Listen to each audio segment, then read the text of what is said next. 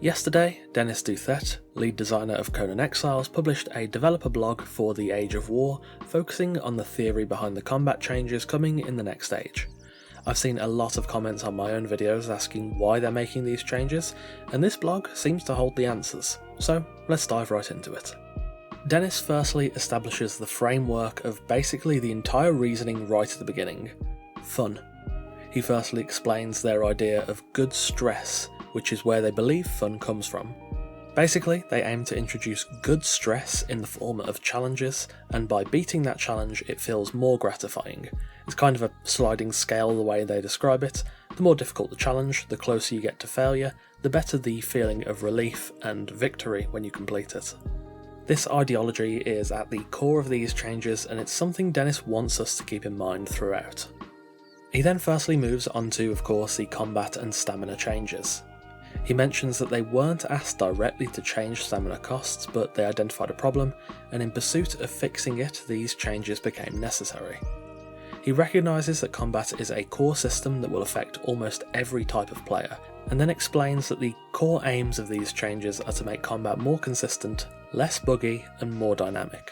The core problem they initially identified was a unique mechanic called stun lock tolerance or stun break.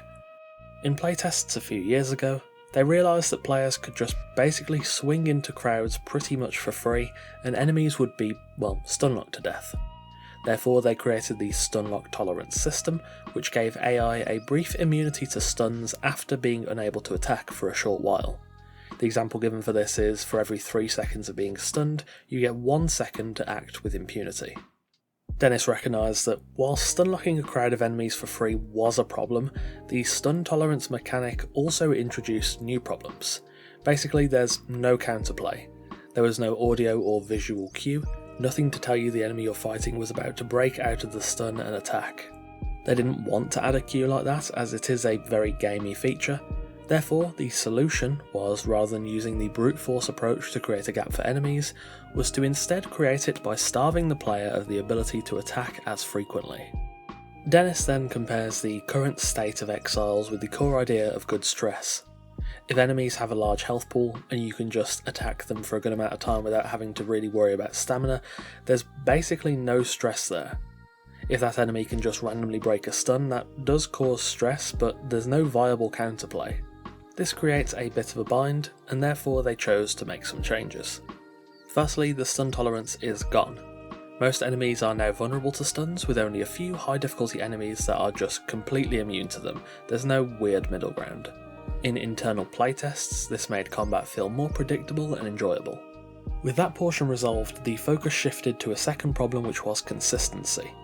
Hyper armor is a window of time during an attack in which a character can't receive stuns. This is nothing new, it's been in plenty of other games, and it is especially prevalent in a lot of attacks in Conan Exiles. In the Age of War Chapter 2, they'll be reducing the number of hyper armor attacks to make combat more consistent. Instead, the new rule will be that hyper armor is only applied for attacks with extreme momentum, so for example, probably large warhammer swings, overhead greatsword swings, etc. Smaller weapons like your daggers, katanas, short swords will have much less hyper armor, which creates a challenge and some dynamic interactions. The example given is using a fast weapon to interrupt a slow weapon, but if you don't interrupt it at the right time, you won't be able to stop that heavy weapon swing. That will also work in reverse against both PvP and PvE foes, in that you'll probably have to consider where and when you're swinging your light weapon if your enemy's looking around a maul or a greatsword. Now onto probably the most controversial part, the stamina changes. With the theory of fun explained earlier in mind, the question they explored was how can combat resources, namely stamina, be used to make combat feel more engaging. When you're low on stamina, that is the peak point of good stress. You're forced to rely on positioning or pre-planning, and you're far more vulnerable than before. When your stamina returns, you're back in control and can act more aggressively. The goal here is to create an ebb and a flow to combat, a fine pendulum where you're sometimes on the front foot with tons of stamina, and other times you're on the back foot avoiding conflict as that stamina recovers. That change will manifest in the Chapter 1 changes, where attacks cost much more stamina, but it also comes back much faster. Dennis admits that in a 1v1 encounter on paper these changes can sound a bit shallow, but Conan isn't of course a 1v1 dueling game. The risk of combat increases as you face 2, 3, 4 or more enemies, which contributes to that good stress and the fun experience they're aiming for. With enemies also dealing more damage now, these handicapped encounters should become much more challenging. You'll have to pay more attention to stamina, dodging, positioning and swinging at the right time, which should help to develop that challenge and of course the reward when you overcome it. Another change coming in the future to improve consistency is the ability to reorient your attacks before they connect. Up to a certain point in the animation, you'll be able to rotate your character to aim at different enemies. That isn't currently a feature in game, but it does sound like a very good quality of life feature, especially for slower or more precise weapons like spears, mauls or great axes. Overall, they're hoping these changes are going to offer a more consistent and enjoyable experience that offers harder challenges and results with a better kick of satisfaction when you overcome those challenges. There will also be additional updates over the Age of War to enemy health and weapon balance. Away from the direct combat changes, Dennis also explains the ideas behind the changes to enemies, weapons and repairs. The team have gone through basically all the weapons in the game and updated their balance, and the reason why is simple. In the playtests, the team found 3 main issues. When exploring, there was little reason to clear a point of interest if you've already explored it, as the rewards were not up to par. Legendary items killed the desire to explore and repeat content, and when adventuring, some enemies posed little threat yet had high health pools, leading to bland and boring encounters. Dennis hits on a really good point here. He says that he wants you to feel like you should in a Conan game, a warrior cutting down your enemies. When you're fighting groups, you should have to demonstrate some skill, and when engaging in difficult encounters, you should have to plan ahead. They really don't want you to just walk up to a monster, stand still and swing for 5 minutes. They want to make things faster, more enjoyable, and more action-packed. Therefore, this led to the following changes. A new weapon balance scheme with legendaries at the top of the pile.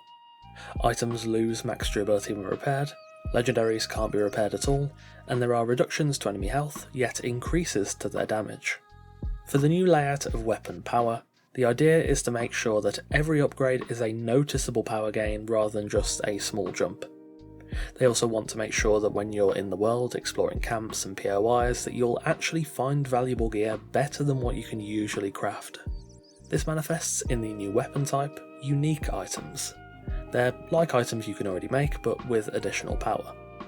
This solved the issue of legendaries killing the desire to explore, and whilst they're still the most powerful weapons in the game, their temporary nature serves as a motivation for you to explore more in the world.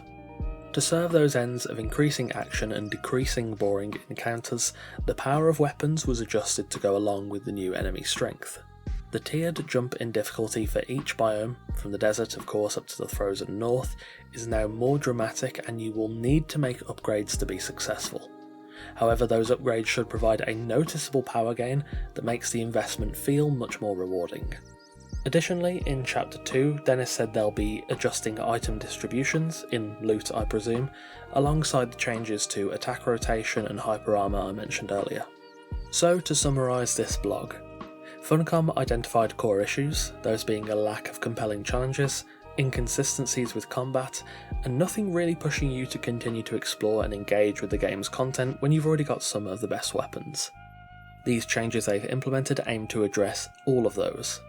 I know there's been a very mixed opinion on these changes, and I'll admit I'm far from the most learned scholar on Conan's combat system. I am just a lowly builder after all, but I do think these changes probably need a bit of time on the live server to just breathe, and for people to become acclimated, as just reading the stats on paper or theory crafting in a vacuum doesn't always match the in-game experience.